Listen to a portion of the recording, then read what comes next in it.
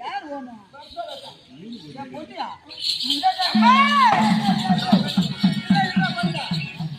என் பொண்ணா ஓணும் பொண்ணுமோ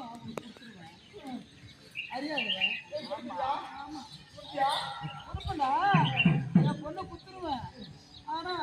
உங்க அப்பா விட மாட்டானே ஆமா நம்ம விட மாட்டான்டா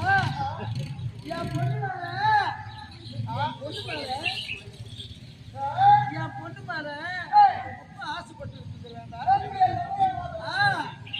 என் பொண்ணு கல்யாணம் பண்ணி போறான்